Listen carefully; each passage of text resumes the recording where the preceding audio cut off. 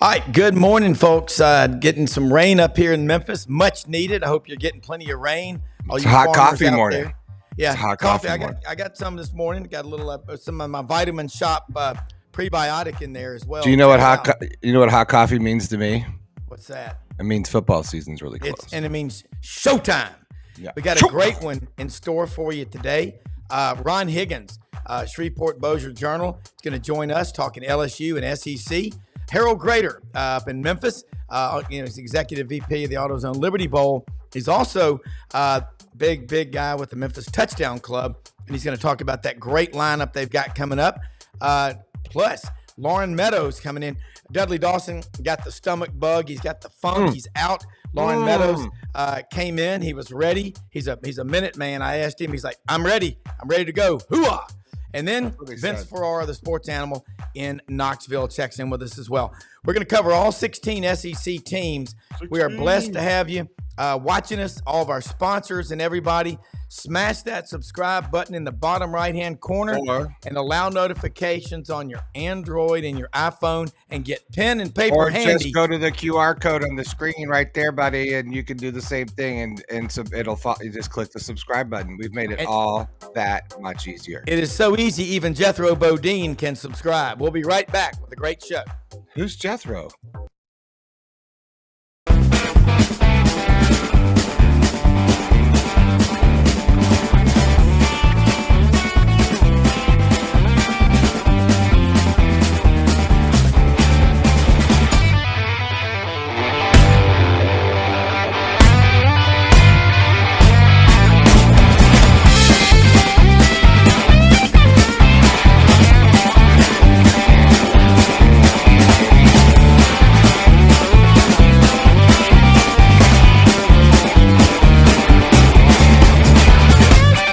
Sidelines with Rob Brown.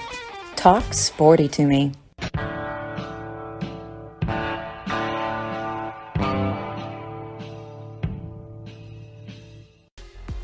All right, we got Ron Higgins coming in here, Harold Grader right now. Harold, wanted to get part of your head's missing, and I'm not sure that your camera is that is Harold, isn't it? Yeah. Yes. Harold, okay. How are you, Harold? Yeah. Here we go. There we go. There we go. All right. He took off the top of his head. Oh, sorry, yes. folks. We got him. It was Harold, just an illusion. Camera operator error there. And that is a 15-year sports anchor at Channel 5 News in Memphis. Award-winning, I might add. But it's talent. Talent doesn't have to run the camera. He doesn't have to bother with that stuff, right? Harold started out running out. cables for Big Jack Eaton, the voice of the Memphis Tigers. I used to watch him because I would sit in the Berries seats right in front of him. Harold has been doing this a long time, man. How you doing this morning? Rob, great to see you. Glad to be with you guys and glad to be talking some college football with you this morning. Yeah, and only 17 days away. If anybody's keeping track, that's 408 hours, just to be personal. I want to hear about that Touchdown Club meeting because every town in our listening and viewing audience has a quarterback or touchdown club or both. Talk about that awesome lineup and how people can join. Won't keep you but a few minutes, and Ron Higgins should be joining us here in a second, but I want to hear about that great lineup because it starts Tuesday night with the big guy from Homewood High School. Yeah, we're excited about it, Rob. Again, we appreciate all these folks working schedules to help us out and bring us some great information throughout the season. Yeah. First one you mentioned, it's next Tuesday, the 20th. We'll have Cole Kubelik from the SEC Network. Cole is one of the outstanding voices in college football and certainly knows the SEC as well as anybody. So we're looking forward to getting his preview of the season, and obviously a lot going on in the SEC and already some key injuries in the SEC with a couple of teams. So looking forward to hearing from him. One of the traditional guests of the Memphis Touchdown Club. This goes back, I don't want to say decades, but it may be decades. Week number 2 for us on August 26th. Mr. College Football, Tony Barnhart, one of the legends in our part of the world and in television, newspapers, author, you name it, Tony has done it. And Tony will be with us on August 26th. That'll be followed by, in the month of September, Hunter Yurachek, the AD at Arkansas. and then Ryan Silverfield, the hometown head coach of the Memphis Tigers. In October, 2 more meetings, October 14 and 28. And Billy Glasscock, the general manager of Ole Miss football. And who would have thought, gosh, what, Rob, 5-10 years ago, we'd be talking about a college football program having a general manager, but that's where we are. And it'll be interesting to hear about the business of college football. And that's what it really is now, the business of college football and how they deal with roster management and the portal and all of that from Billy's perspective there from Ole Miss. And then that second meeting of October 28th, one of the legends, our good friend Jackie Sherrill, will be in town, and we'll hear from him. And you know what, I mean, just to touch on Jackie, I can remember years and years and years ago when Jackie was coaching and would come to Memphis to speak at either the quarterback club or the touchdown club. He would talk about super conferences. Yep. Having 20 or 24 team conferences. And this was back in my Channel 5 days. So we're talking early to mid 90s, and people would think, what in the world are you talking about? Yep. That is the most far-fetched, most ridiculous things I've ever heard. But here we are. Yep. He knew it. He saw it coming. And that was, 30 years ago.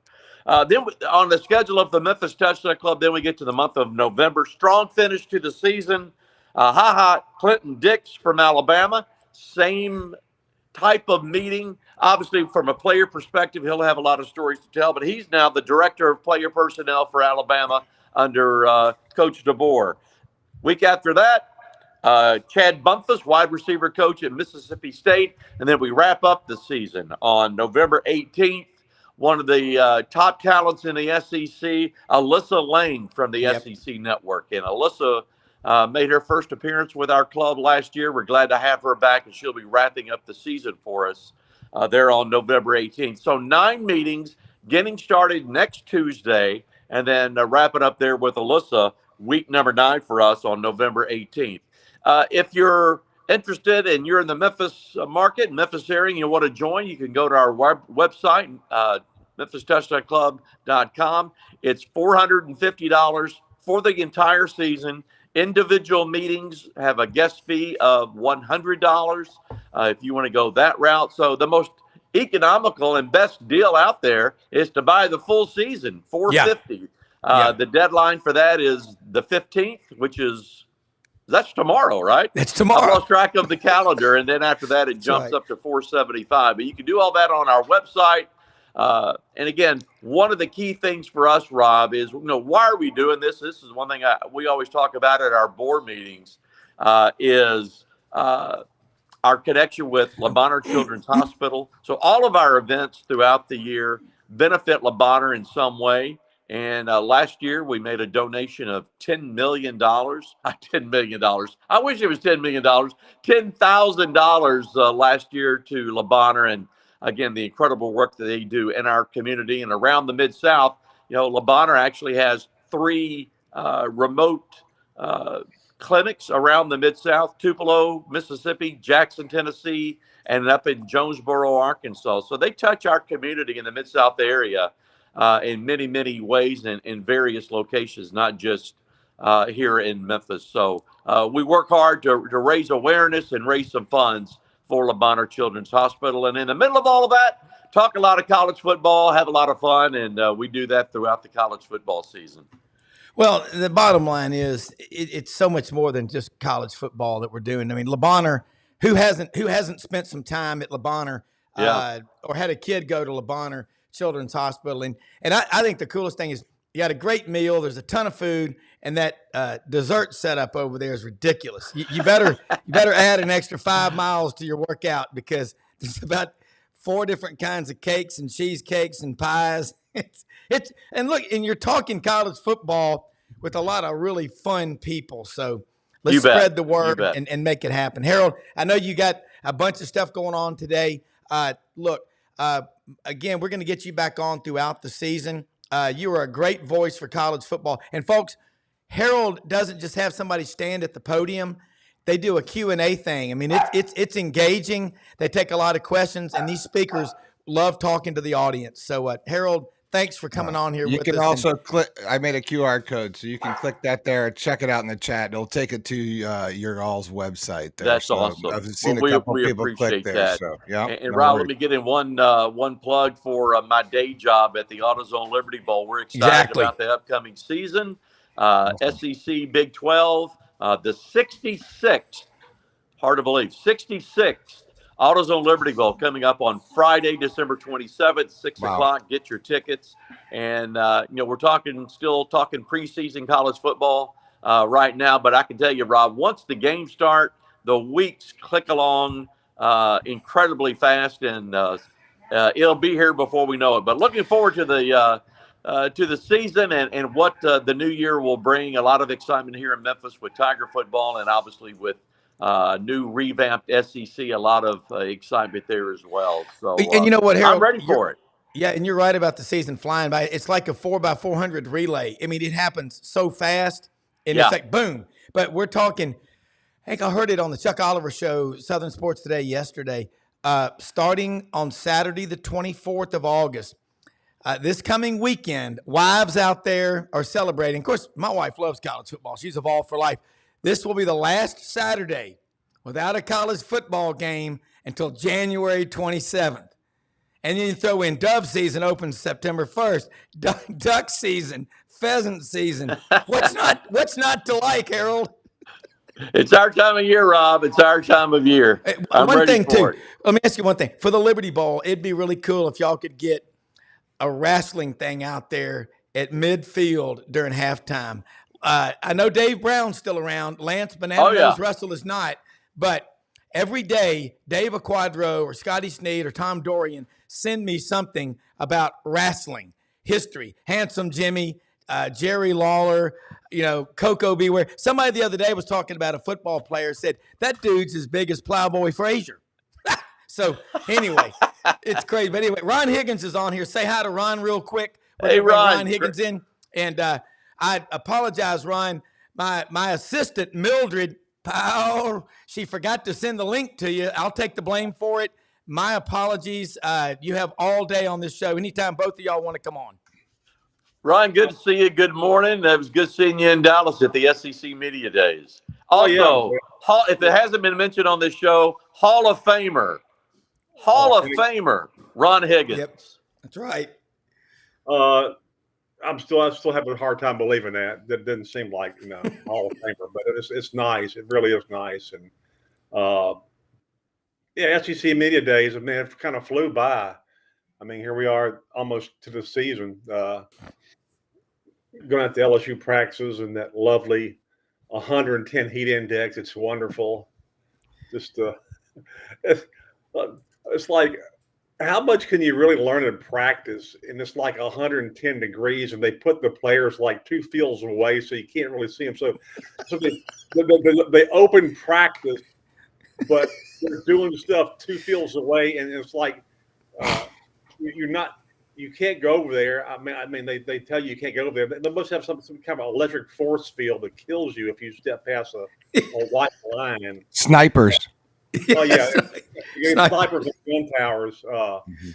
It's just, and football coaches amaze me. They guard, they run a power sweep and they think they're reinventing football, so they're guarding it like a state secret. We can't let them see.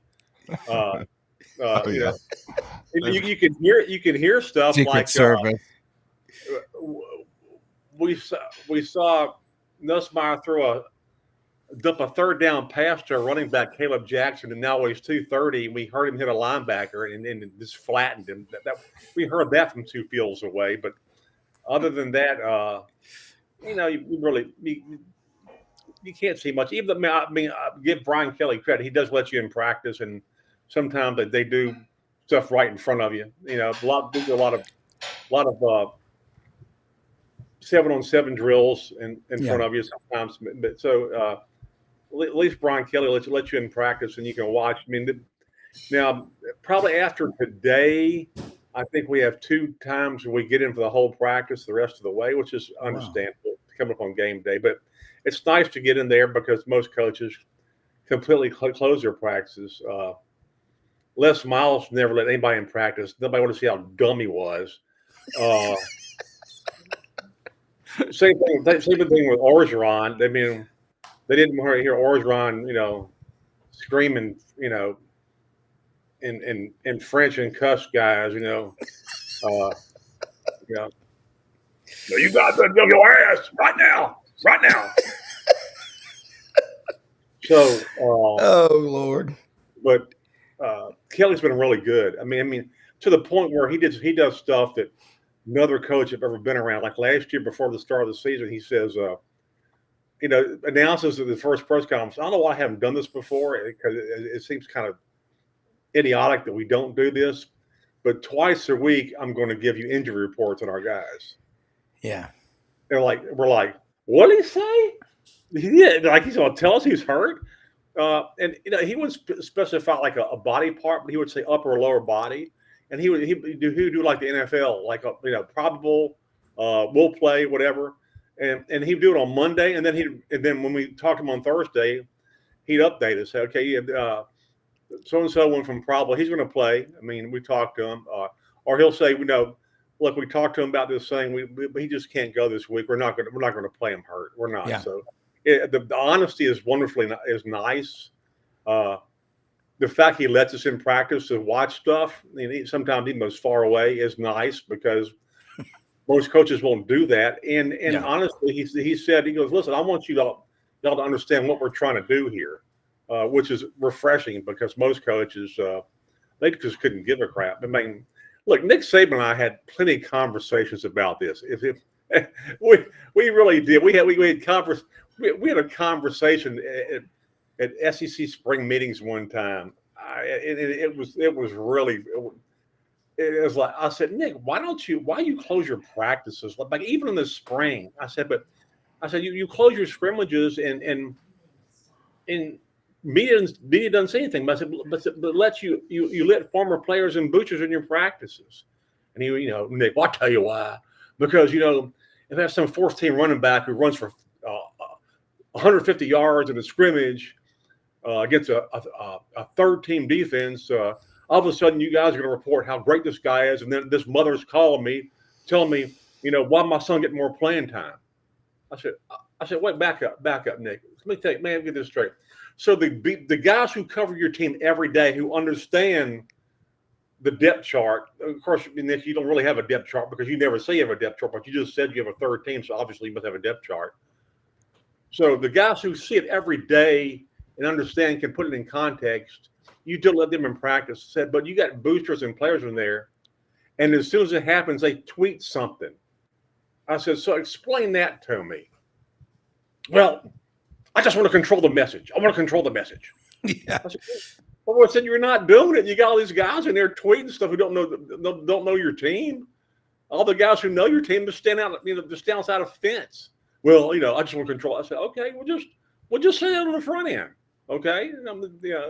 So yeah, it's nice to be in practice, even though it is 110 almost every day. It's just, and sometimes they give you water, and sometimes they wait till you pass out, and they drag you off this field, and they throw water on you. It's good. The LSU's got they've got everything possible to keep this guy. LSU was the first school in college football to use air conditioned helmets. They have air conditioned helmets. Yeah. They invented them. You figure somebody in Baton Rouge would invent an air conditioned helmet. They invented the things, and they have all kinds of things to keep them cool. So nobody ever really has a heat stroke or passes out. They do a pretty good job about it. Yeah, it really is. Harold, I know you got to get rolling. Yeah, dude, I need to jump off. Yeah. Rob, I appreciate it. Ron, great to see you, and looking forward to the season. Appreciate you guys. I remember Tommy James and the Shondells. Go after him. They're on the list. They're on the list. Entertainment at this year's AutoZone Liberty. Ron mentioned them, Jimmy, in Dallas. Yeah, and some wrestling at halftime. Wrestling. We'll get the king out there. Yeah, Lawler. Absolutely. There you go. All right, Harold, guys. Good to see y'all. See you Tuesday. Thank you. Ron, I want to say something. We're going to bring Lauren Meadows on in just a second. He's part of the Buddy Martin Show and GatorbaitMedia.com. And Ron, one thing, you talk about those air-conditioned helmets at LSU. Our good friend Frank Duffy, who's a member of our Sidelines team, who's on the Friday roundtable with us, he is a major investor in Tiger Air, and he's friends with the owner, and has been talking about that on the show for the last few years. And they're starting to make them for construction workers and the vest and everything. It is hard to believe, though, but you're right. I can remember going to football practice when I was writing for the Auburn Plainsman in college and going out there one time, and it was August. It was so hot. I think it was about 150 with the wind chill. And some big lineman was being carted off on a stretcher into an ambulance. And we gathered after practice, and Coach Dye was standing there. That's back when you could go ask questions, And somebody said, "Coach, what are you going to do about the heat out here for the players?" And he goes, well, he goes, this is Alabama. He goes, it ain't Syracuse or Michigan. He goes, you got to come packing it every day. He goes, he'll be all right. He'll be all right. Next question. I mean, it's just, it was almost a badge of honor. It's like drag the body off. I mean, really. I mean, basically, that's what it used to be. I mean, when I played basketball in college, we had a guy right in the middle of practice just start convulsing, and apparently he was overdosing from some of the stuff he ingested the night before. Yeah. I mean, and our coach was a guy named Belly Van Zandt. He sounded like a pissed off Jimmy Stewart. Yeah. And he goes, "What the hell's wrong with him?" And some other guy said, "Coach, I think he took some bad stuff last night, Coach. You know what I mean?" He goes, "Jesus Christ." He looked at the man, he looked at the trainer and goes, "Get his ass off the floor right now. Just drag him off. Okay, let's run that back screen again." Like, what? I mean, really? Yeah. Let's run that back screen again. Let's call 911. Get his ass off the floor. I just dragged him off the floor. He's over on the sideline, like, let's run that back screen again. Holy that way. I think what Kelly does. Kelly will practice.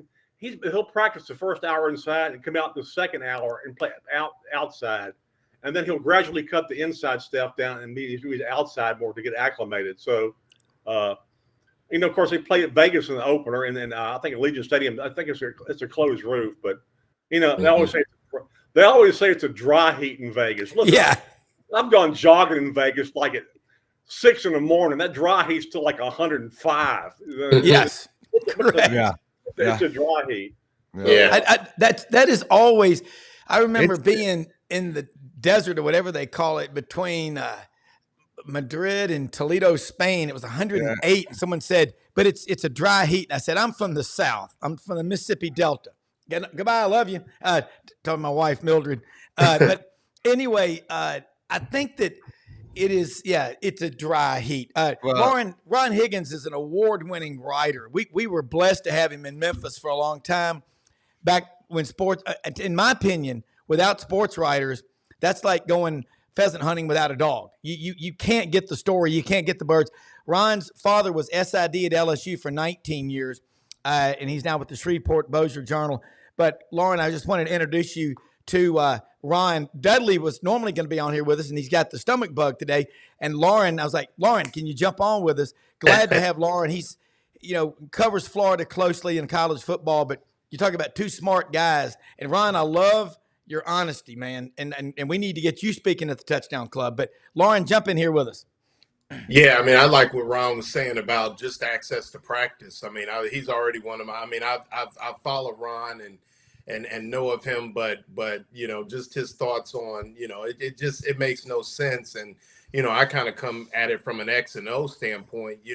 No disrespect to some of my fellow writers and guys that cover the sport, but a lot of guys wouldn't know a 3 technique if it hit them in the face, and so I always wonder when I got into this, and obviously I haven't been in it as long as you guys have, but the lack of access and lack of presentation in some regards. And it's funny because I'm not sure if Brian Kelly was that open back when he was in the Midwest, where I'm familiar with him from. Ron, I'm originally from Dayton, Ohio. So I know some guys that coach with him at UC and Notre Dame and things like that. But, I think that's a good thing. And I always think about it from the standpoint of a public relations where if you ain't winning, you better be gaining some goodwill with some fans and some of the sports writers and things like that, because a lot of those guys, if they're doing their job right, are completely impartial, which means that when you're doing well, they're gonna write about the good stuff, and when you're doing bad, they're gonna write about the bad stuff. And so, in regards to the situation we have here in Gainesville, I've kind of thought that maybe, there could be some adjustments in some of that, and it might lend itself to some goodwill when you've won 11 ball games in 2 years. So, I really agree with you on that. I mean, wholeheartedly. And as a former coach, I coached high school football for 13 years. We were parents could come to practice and things like that. We had a coach that was very engaging, and it buys you some goodwill, man. It really does. So I'll tell you what I hate. I hate a coach that's just an a-hole to the media the whole time. Okay, I mean, just combative. Okay, then when he starts losing, he tries to be friendly. And I'm like, no, man, I respect you more. Be an a-hole. Be who you are all the way through. Don't buddy up to me because you're losing. I mean, I want you to be the person you are all the way through. Okay, don't also become my friend now that you're getting butt kicked every week. Well, I hate that. I mean, doesn't it come down to sometimes like, when they finally realize that they should, right? It's sort of too late. And then it's like they don't want to look like that they're coming to you with egg on their face, or they don't want to also, or they don't want to give you the perception of like, oh, now you get it or whatever. So it becomes sort of like a pissing contest or a game of chicken. It's like, who's going to flinch first? Who's going to let him out? We're going through it here in Florida with my dad. So, the current coaching regime, but I just think a lot of that stuff at this particular juncture, when I was trying to pull up a picture of media the other night, here I was, I can put it up, but we're at Spurrier's, and there's all the, local members of the media, whatever. And Spurrier walks in, and he does this all the time. First, he goes, "How are you, boys? How are you, Bianchi?" He knows guys by name, and he has relationships with them from the past. And guys like him, it wasn't that they got it. It was just more of like, they understood that it wasn't just this one piece, that there was this other part of the fan base, and this is how I communicate with them. This is how I get my message out. And maybe they didn't have Twitter and social and social media and all that then, but now they can feel like they can drive that narrative. But I think they have to understand, it's not as, I guess, genuine, or, because they don't trust that voice as much as they trust a voice they've been reading for 45 years or whatever and has a track record. You're not going to be here forever, sir. I'm going to be a fan forever. This guy's going to write for me. Like, there is some of that, going on. And I don't know why that's lost. I don't get it. Here's the other thing is, a lot of people talk about Spurrier not having Twitter or X or Instagram and all these other platforms. How good would he have been if he had it? I think some people think that that's a negative, that, well, they didn't have to deal with that.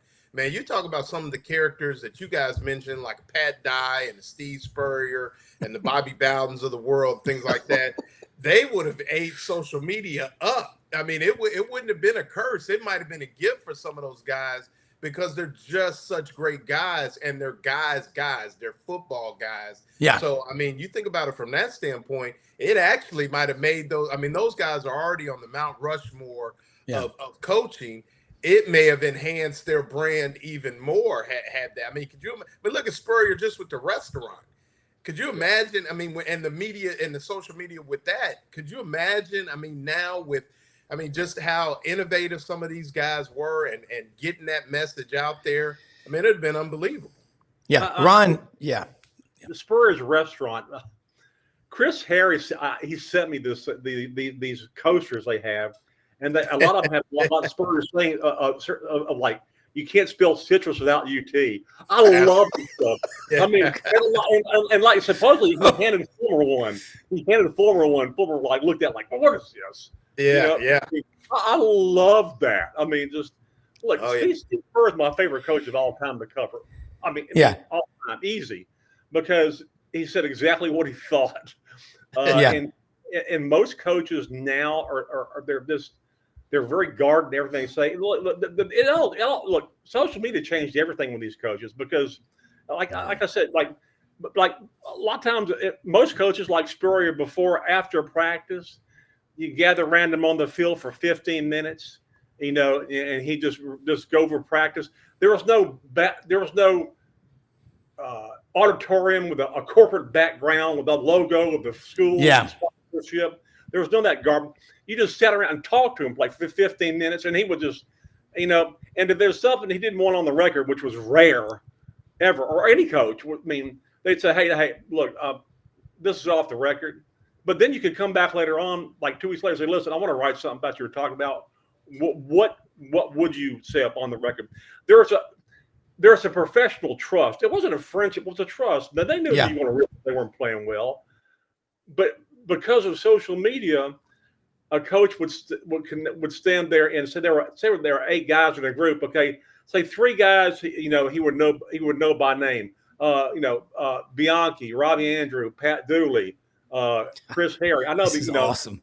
And then the 2 other guys who have no idea where they were. So, and those 2 other guys, as soon as in the modern era, would just like as soon as this thing was over, they go and tweet exactly what he said, even though he may have said, hold off on this on this stuff. I mean, this is off the record. They would just go tweet stuff, and so that destroyed all kind of trust between coaches and media. That's what changed it all. So that's what now everything is formal. We walk into a press conference, and you have the corporate background up there, and it's streamed live. And now most schools have have departments beyond sports information, just strictly for social media that crank out stuff, video crews that crank out stuff in practice, and so they want to control the message, like Nick said. That's what they try to do. Look at that. That's awesome. That's a motley group there. Let me tell you. I mean, and it's just it was a time where, again, you could have a relationship with a coach, but there was always that thing, and he knew if he didn't like something you wrote, he'd come to you and y'all talk about it. Yeah. Now there's such a distrust because of social media, and I kind of get from the coach's standpoint. I mean, but I kind of miss that. I wish younger writers would know how it was to like interview a guy in front of his locker. Yeah. I mean, it's like I tell people that, and like a young writer, it's like they go, "You were standing in front of his locker talking to him, like stepped on the moon." Yeah, that's the way it used to. That's the way and that's the best stuff. You get the best stuff there because you're not on a podium and you're not sitting next to your coach and you're not thinking everything like, I better not say this. He might get me. I got to be. And so you get the best stuff, but you rarely get that anymore. You get that in certain events. SEC championship game, I think it's open locker room. And that was I'll take credit for that. I'll take credit for that. When Mike Slive was commissioner, his first couple of years, I think Tennessee was playing the game, and Mike was always concerned about media access and what you could get. He really was. He thought of everything.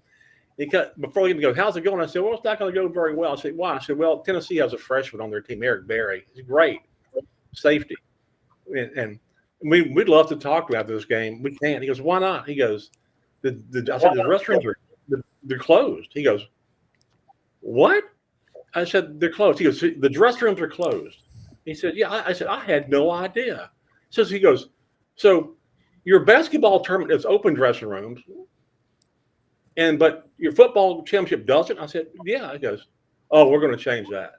Like the next month, he had a meeting of coaches, and he just announced him, we're going to open the conference championship game. We're going to have open locker rooms, okay? And all the coaches started moaning and bitching, except for Spurrier. He goes, man, it doesn't matter to me. I mean, The media boys can go on in there. Man, I don't care. I mean, look around and go, look at all the money we make. I mean, it's crazy. What does it matter if they open a dressing room? And it was, and it's wonderful. I mean, you rarely get that. I mean, they march out guys so they want to march out in front of you. I mean, you can request players so you want to request, and they don't bring the right people, and it's maddening. You know, it's absolutely maddening sometimes. It makes no sense, and I tried to explain to SIDs. I said, look, even if a guy doesn't want to talk, I said, at least have somebody on your staff get some quotes from him about something. That's all we're asking. You know, I mean, just go the extra mile a little bit. Being old school SID, which old school SIDs really cared more. They did a great job of working for their school, but they also knew what the media needed to do their job. Now it's all about protecting the damn brand. Exactly. Screw the brand. You know? And what another thing, and I know Lauren knows this too. Most schools couldn't give a crap about their local beat writers. They care about the national guys who come in. The Nationals guy will get access. A guy from ESPN will come in, or somebody come in, and they'll walk right into a crap. And all the local guys stand there going, "What the hell, really?" Yeah. You know, it's national exposure for recruiting. It's such a load of garbage sometimes. I've seen that in the flesh. There was an SI guy that came in from Connecticut somewhere that went to Florida, but he was like, "Yeah, I'm gonna get Billy tomorrow," and I'm like, I don't do this at a full time, but I've never seen. You know, it's like, who's this guy? It happens all the time, man. I'm sure this was happened in Tennessee. I mean, there's many guys in Tennessee who've covered Tennessee forever.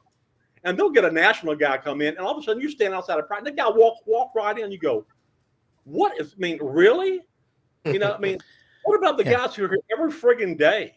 You mean, and that's one thing that really. It makes my head explode. Someone wrote a story about Brian Harsin, a national writer for ESPN, and I was like, dude, what planet are you from? The guy didn't like to recruit. Thought he was smarter than Nick Saban and Kirby Smart, and had the personality of a Russian prison guard. Other than that, he was fine. I mean, I'm totally with y'all. Eat local, buy local, your local beat writers.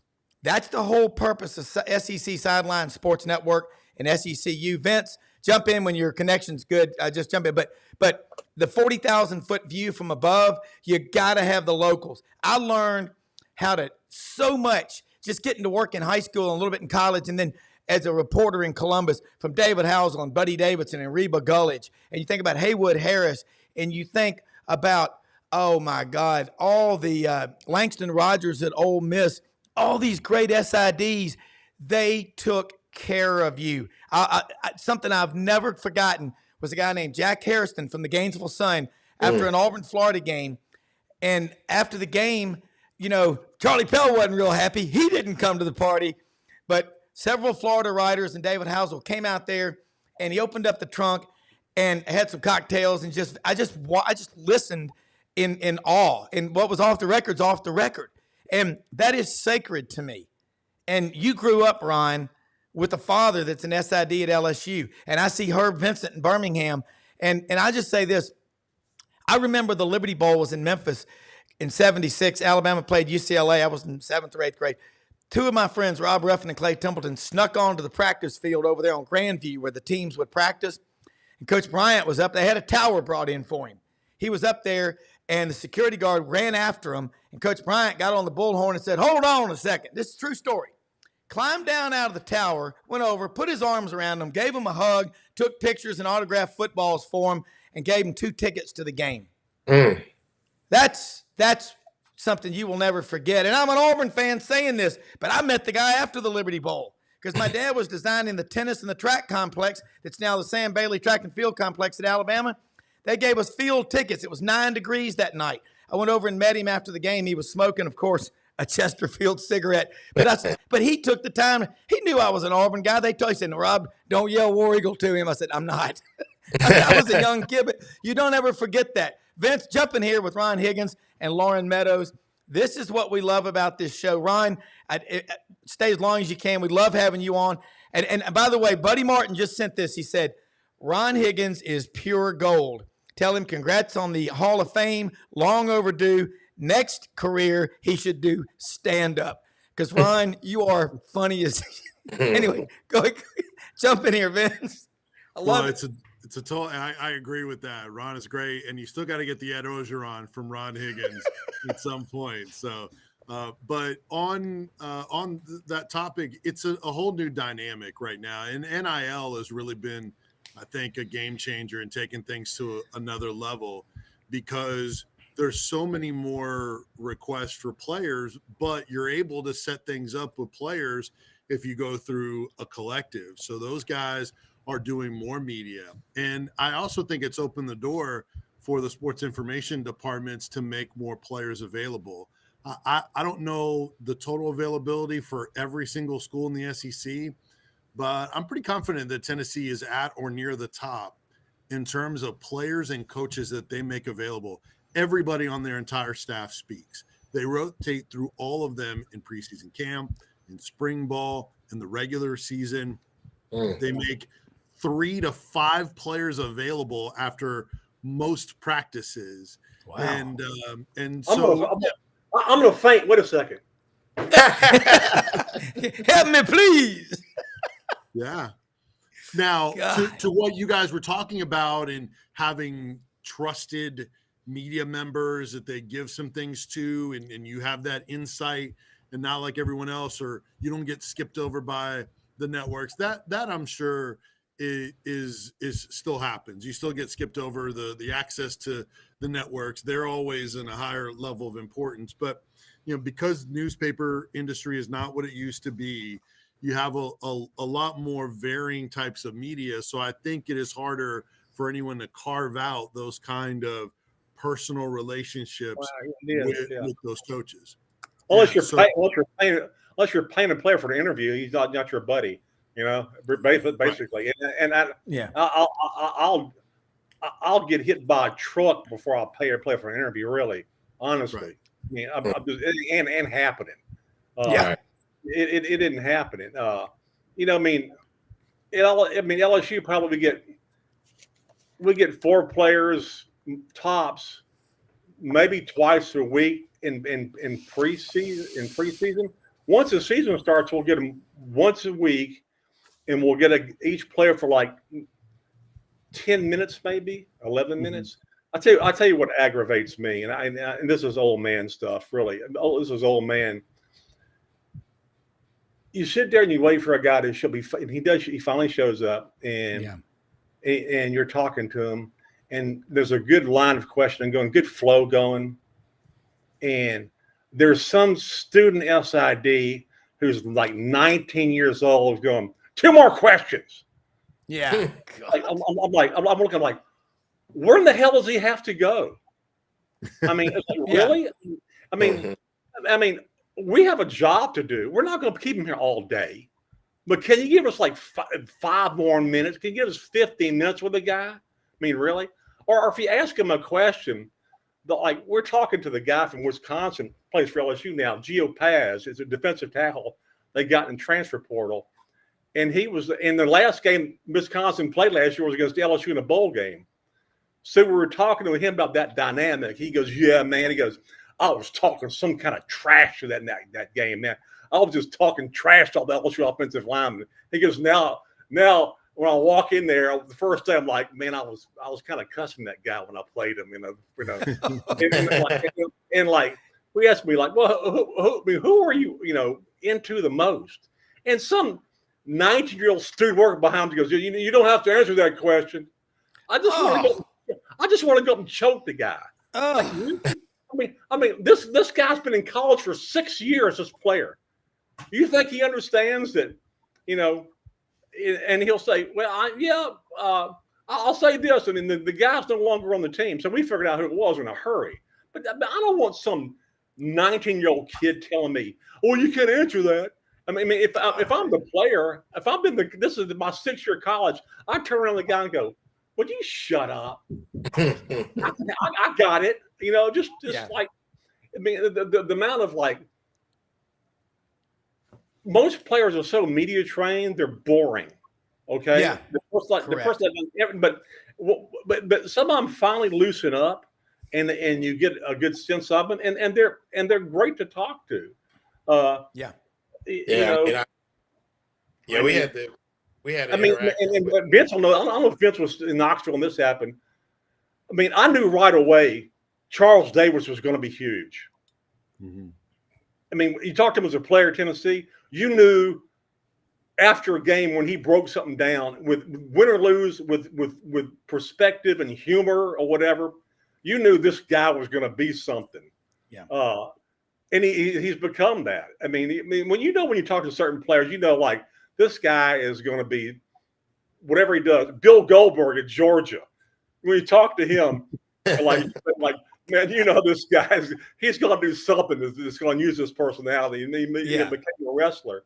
So when you talk to certain guys, and if you're a media guy, it hurt when a guy like that graduates or leaves. That's like a huge. It's a quote loss. Yeah, the best quote in the team graduated, moved on. We got to find a great quote loss, and like and you don't want to go to the same guy after the game every time. But if he's there, he's always good, and he always says something like, "You can't help yourself."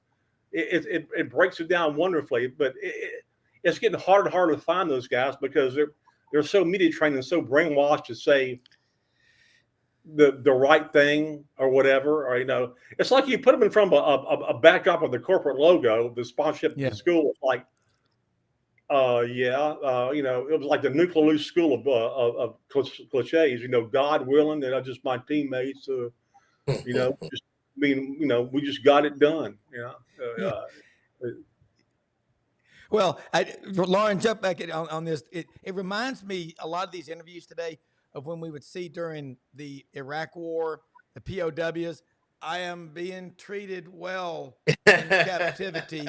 I get 3 square meals a day. Yeah. I'm enjoying this. I mean, it's awful. Lauren, you were going to add something. Well, I was going to say, this is reality. It's funny how you see the transition of guys, and I'll kind of give him kudos.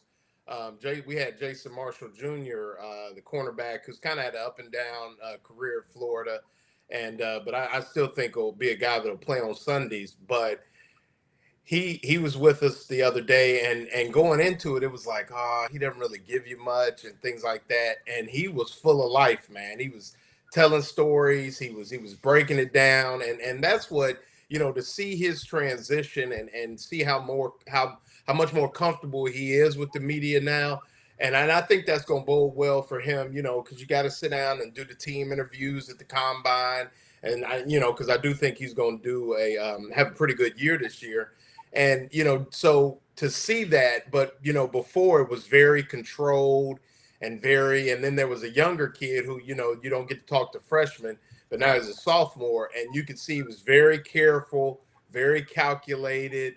A lot of what you had to ask Coach Napier, or, I just want to do what's best for the team, which true. But, Jason Marshall Jr. had kind of stepped out of his square a little bit. And it was refreshing, to see a guy that's had an up and down and kind of own his success as well as his failures. But I think he did himself a big service that day with a lot of members of the media.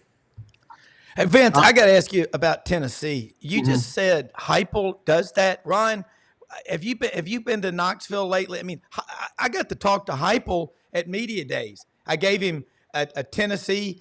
We sent him a Tennessee shirt from Hewlett and Dunn. It's a really cool shirt. And my wife's cousin, Mark Ham, his son, Will, drove the Heupels around during the season of 22 as a student intern while he was up there. And he said he actually is just a genuinely nice guy who feels like he's blessed to be at Tennessee. Is that the impression that you get, Vince, being around Josh Heupel from Aberdeen, South Dakota? Yeah, for sure. I mean, he came on our not my show, but our station at Radio Row at Media Days, and we're kind of just shooting the breeze right afterwards, and was talking about non-football stuff. And not some people, you can tell that they do that and it's not sincere. I think that's the way he comes across in all settings, because that's the way he is, and he does resonate with parents because he is just kind of that kind of guy. We had a player from last year's team as my co-host this morning on Sports Talk with John Wilkerson on vacation. Ollie Lane was on that offensive line, and he talked about how, man, he could have come in when he came in, he could have cleared a lot of us out, and there were a lot of departures when Heupel took over, but he embraced the guys that were there and knew he had to make something out of those existing players. So yeah, he is that kind of guy, and they bring in those kind of coaches into UT.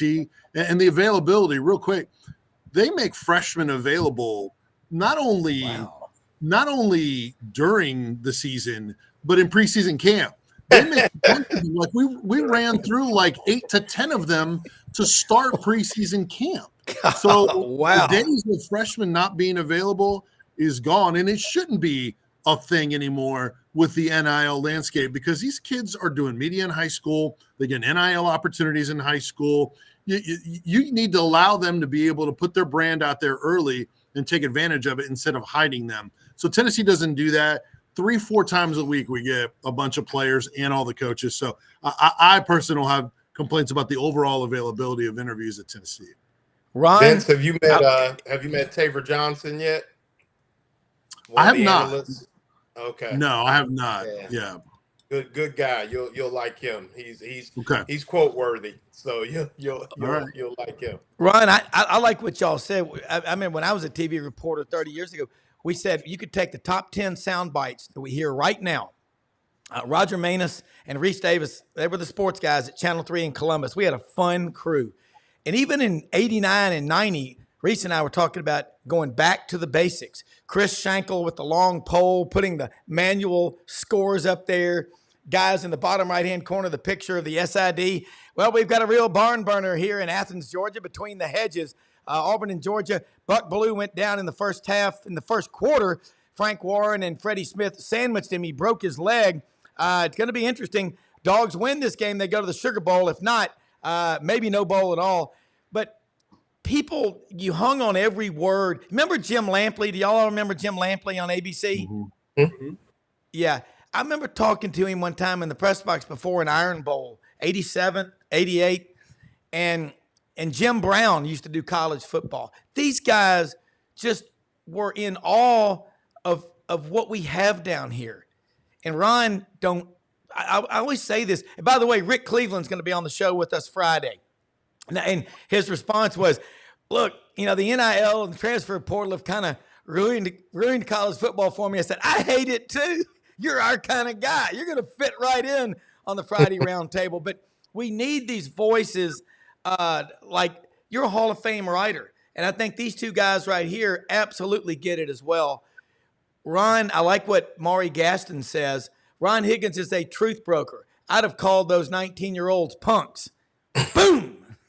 That's talk about old school broadcasting. I probably never told you these stories. When I was at LSU as a senior, I worked in sports information for Paul Manasseh, but ABC would hire me as a field producer for some of their games, which meant my job, I had a headset. My job, basically, I did 4 games, and all of them something happened, okay? And my job first was to get the teams on and off the field before the game so they could start that national anthem on time. First game I do, LSU, Alabama, in Birmingham. Okay. Alabama comes on the field late. This is 1978. Producer says, guy from New York, you got to get Alabama off the field right now. We got to start this game on time. Okay. What said you have to do? Go talk to Bryant. I went, Bear Bryant? Go talk to Bryant. Tell me this team off the field.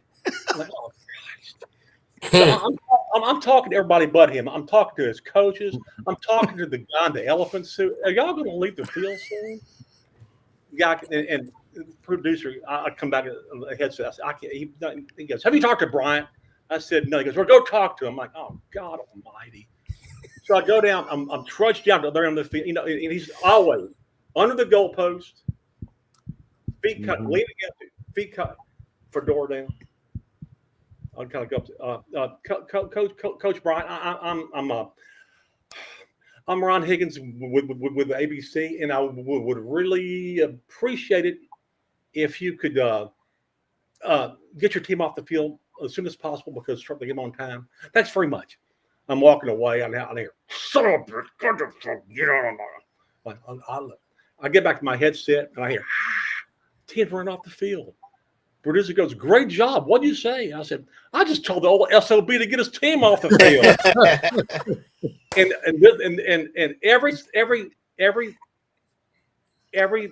every game I did, something happened. I did. Florida A&M played a game against Southern in Tiger Stadium, and again, my job was to make sure it started on time. So I go talk to the Southern band director, Dr. Isaac Gregg. He's a little guy, had big old glasses.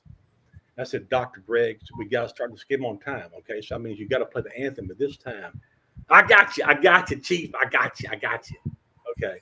So we get to the pregame, and he's going through a Motown medley, and they're playing Marvin Gaye, Let's Get Along. And the whole stadium. And I'm looking, it's like 30 seconds of airtime. And I'm standing next to his ladder. I said, Dr. Gregg, you gotta get to the anthem. Just ignored me. It's like, I'm like, oh my God, this is awful. So finally I get in front of his ladder. I'm standing between him and the band, and I'm yelling at him. I'm like, Dr. Gregg, you gotta start this game on time. And I'm sure I was probably the only Caucasian in that stadium. And I'm sure all these fine black folk were looking at me going, look at that funny white boy. Blah, blah, blah. What is he doing with Dr. Gregg? Okay, the third one is a part of football history. Gator Bowl, Clemson, Ohio State, Woody Hayes' last game. Ooh. So the night before we're shooting, like the rain in the stadium. I got an idea about Woody. And so they were able to start lineups under the stadium. So we did. I would stand there next to the players, and I hear the producer go, "Next guy." And I go, "Next guy." So we finally go through the whole thing. I said, and Woody was standing there the whole time, like, "Get your damn gum out your mouth." He like tell the players, "Spit your gum out." I'm like, this guy, boy, he's a piece of work. So he's the last guy up. And I said, Coach Hayes, you're our last guy. We'd like to shoot you now. Yeah, a lot of people like to shoot my ass, wouldn't they? Next night, they tell me before the game, he goes, Ron, you got the Ohio State sideline. I'm like, why? He goes, look, just try to stay out of sight of Woody. He hates TV guys. I said, great. So I'm out of his sight, but I eventually I stand on the bench, like feels like he's like 10 feet, 15 in front of me. Clemson throws the ball, interception, linebacker. Woody picks up the guy, uppercuts him. Just wails him. I'm like, holy crap. And then his coaches try to pull him away, and Woody's got a clipboard. He's hitting him with a clipboard. We didn't have a sideline reporter that game. Producer's going, Ron, what's going on? I said, Woody just hit the Clemson player with an uppercut, the linebacker. He goes, what? I said, he just hit the linebacker. He hit him. Yeah. Are you sure? I said, yes. He hit it. And ABC was accused of a cover-up because it was Keith Jackson, and I think it was either Parsegian or Broyles, one of the two. The problem was when it happened, they weren't looking at the monitor. They were looking at the field. And from the field standpoint, from the press box, you couldn't see him hit him because it happened right at the sidelines. And then from the angle of the press box, you couldn't see it. And so I could hear the director go, replay, nothing. Replay. You hear the replay guy goes, what's wrong? He goes, it's not working. What do you mean it's not working? He goes, it's not working.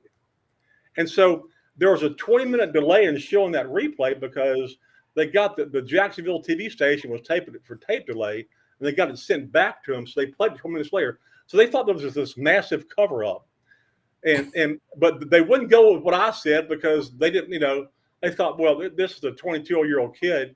He couldn't have seen what he saw. But yeah.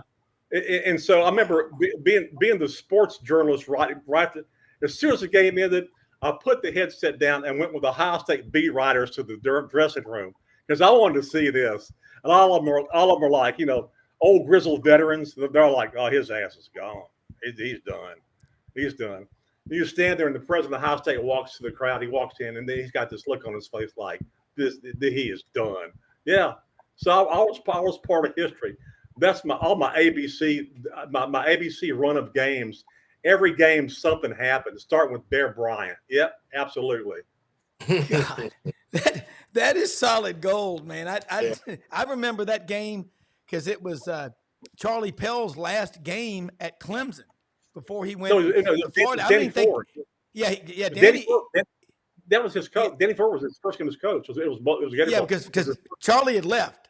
Yeah. So that was Danny Ford's first game as coach. He kind of stumbled into the national championship eventually. Yeah. But that was. I mean, so I tell people that story. They don't. I was like, yeah, it actually happened that way. Years later, I think I saw Keith Jackson at something. And I said, "You remember that?" He goes, "Yeah, I do." I mean, I remember. I remember. We were looking at the field and we weren't looking at the monitor. And he goes, we couldn't see it. He goes, I said, well, I kept telling the press box what happened. And he goes, it's understandable. He goes, you were 23 years old. I said, yeah, no, they probably wouldn't have thought I was seeing things, but I was standing 10 feet on a bench and I had a great view of everything. I've never seen a coach fall off and uppercut a guy. And what he thought he was taunting him. He caught the ball and he got tackled to the sideline and he had the ball and he was looking for the ref and he was doing like this. He was trying to find the ref to hand the ball. And what do you think he's taunting him? He just grabbed him by his collar and went wham, wham. I'm like, what the hell?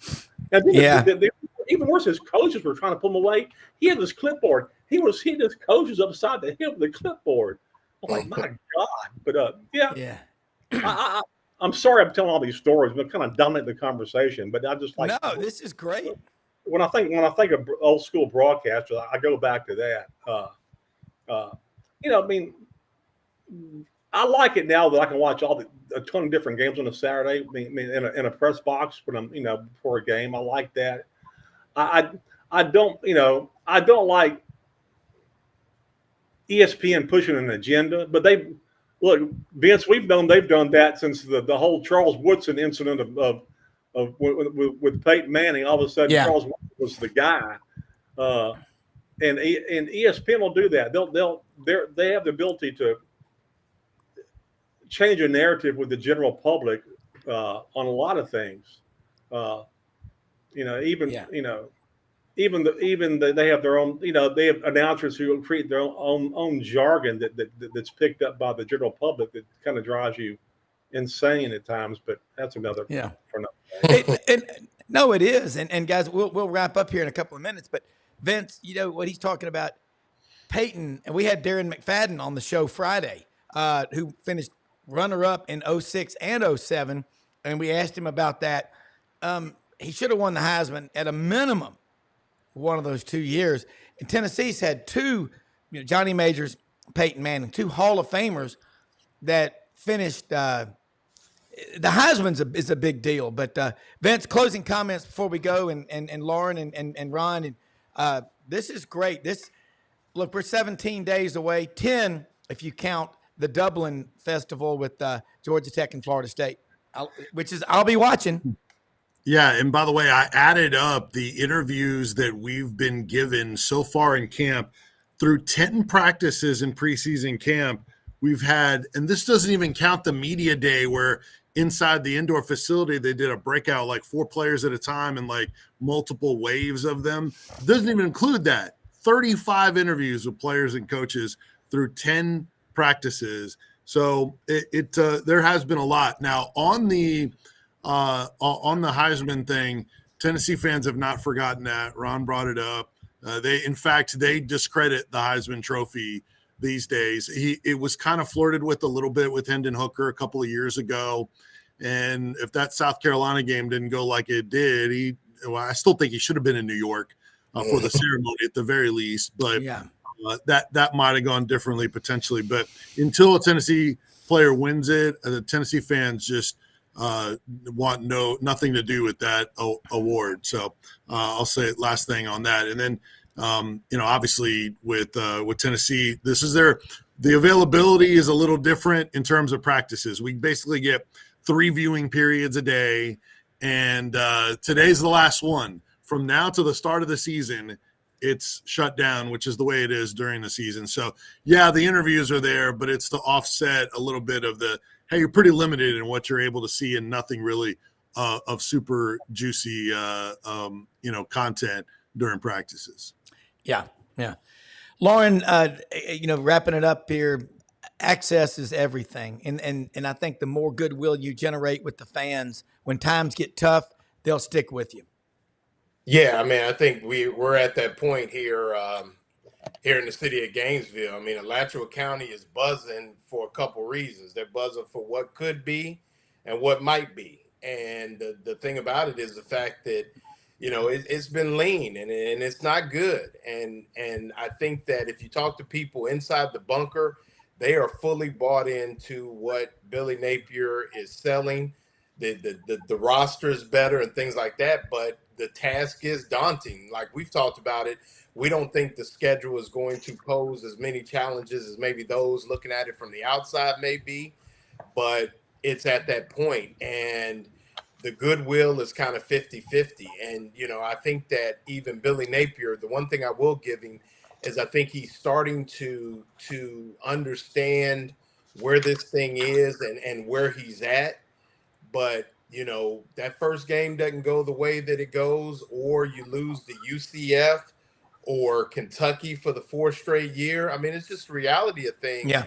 It's going to get tough, and it'll be interesting to see what the narrative is. You can see behind me, I kind of live from a different lens just because I'd be at all the games if I didn't write anyway. I moved to Gainesville for a particular reason. I'm like the guy in Taken for a particular set of skills, if you know what I mean. But but I mean, it's different. And so, you look at those things and this is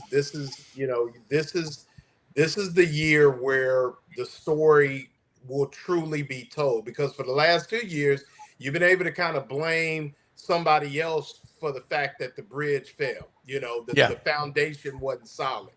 Now you've been the one putting in the rivets. So, where are we now with this thing? And the narrative is going to be interesting, so if the number is 6, 7, 8, it's different. Numbers 5, 4, 3, it's going to paint a different picture. And, that trip to Knoxville, a little later in the year is going to be interesting. And just a lot of different things are going to be in play. But, it's going to be interesting to see with limited access, how that story's told and how the narrative is attempted to be controlled by certain parties.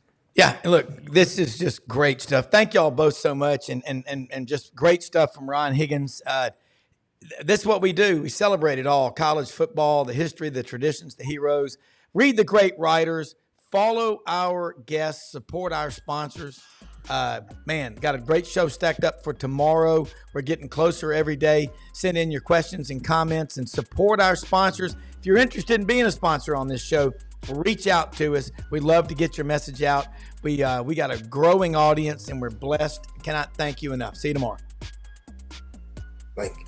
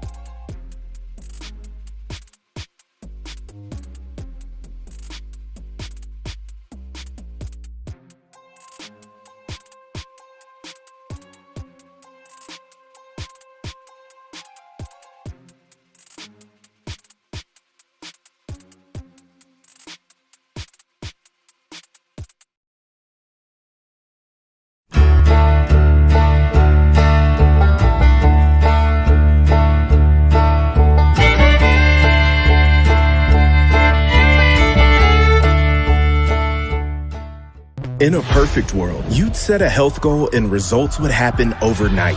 In this world, the real world, it takes time, dedication, and the right support to achieve your best self. The Vitamin Shop's health enthusiasts are here to make sure you're not wasting a single moment on the wrong supplements. From the highest quality sports nutrition and superfoods to the most sought after trends, you'll find a huge variety of science-backed solutions for every goal. And the people to help guide you along the path to greatness. Unbelievably, every 2 minutes in our communities, a child is either bought or sold for sex. I am Ari Dickey, board member for the Nashville Anti-Human Trafficking Coalition. Join me and millions of others in our fight against human trafficking and for its victims by helping to educate the most vulnerable among us, our middle and high school students. Go to nhtcoalition.org, become a partner, and help keep our families safe, because none of God's children are for sale.